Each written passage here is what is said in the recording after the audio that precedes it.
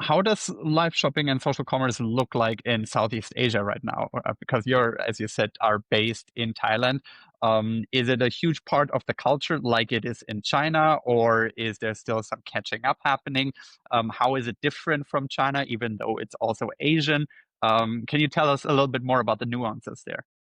So there are certain markets which are much more developed in Southeast Asia. So the markets like Vietnam, Thailand, and Indonesia in particular are very scaled. Malaysia, kind of Singapore behind that. I mean, to give you an example, and this is kind of publicly known. If you take L'Oreal, for example, in Indonesia, they have 30 studios. They're studios that they run. They've launched Just studios in Indonesia. just in Indonesia. They recently, earlier this year in Vietnam as well. And so they have the studios, they run them pretty much 24 hours a day. They'll work with TikTok shop partners, they'll work with agencies, and they'll test the agencies, test the TikTok shop partners, but ultimately they own the studios, they own the process, they own the shops. And so, broadcasting at that level in Indonesia, obviously you're driving a lot of GMV. And I think that's something that, again, brands that are stepping into it, even global brands that don't understand live commerce, are missing a massive opportunity for GMV growth that they're not going to see through brand.com. They're not necessarily going to see through marketplace.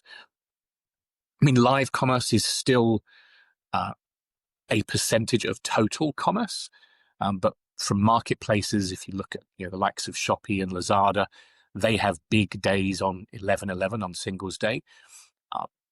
But again, they just don't have the same experience. So depending on the market, we think live is between 15 to 20% of all e-commerce in the markets in Southeast Asia. Each one's slightly different.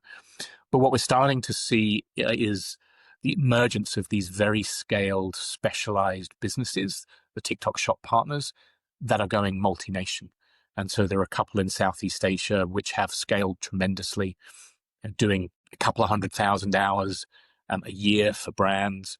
They're now moving cross-border and acquiring other businesses. So, we're definitely moving fast. We're still not at the GMV levels, obviously, that China has, but obviously the market size is very different. We don't have the 1.6, 1.7 billion people, but they're still in Southeast Asia, close to 680 million people. So there is, scale to come, and it's only going to get bigger. And that's the thing. And I think the driver for that is going to be just the ease of shopping, the reliability, the quality that TikTok brings versus some of the others. So it's a great market to be based. It's great to see something being exported from Asia into Western markets, rather than the other way around, from a business idea or an actual offering. And so who knows? Could it get to 30, 40% of all e-commerce by 2030? Yeah, why not? It could be possible. And again, it just depends on the audience and how people evolve and how the marketplaces evolve. Marketplaces that are in place at the moment just don't evolve with the times enough, and they become too difficult to use, and discovery becomes difficult. They become too retail media ad driven, and it's not a true discovery. So you again have to think about the authenticity of the platform.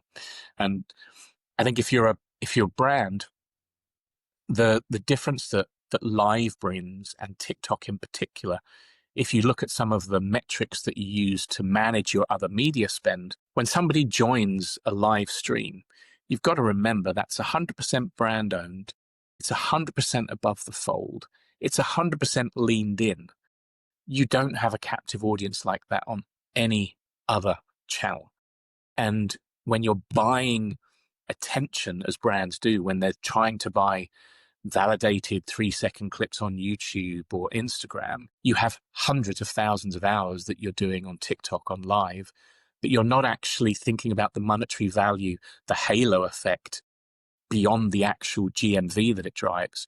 And I know that some of the UK players are also looking at this. So some of the TSPs like Go Places and Sam at Go Places are talking about that halo effect and what that can drive for brands. So I think live commerce, TikTok, any platform that aids discovery, any platform that has that leaned in audience is going to drive everything that goes on in e-commerce.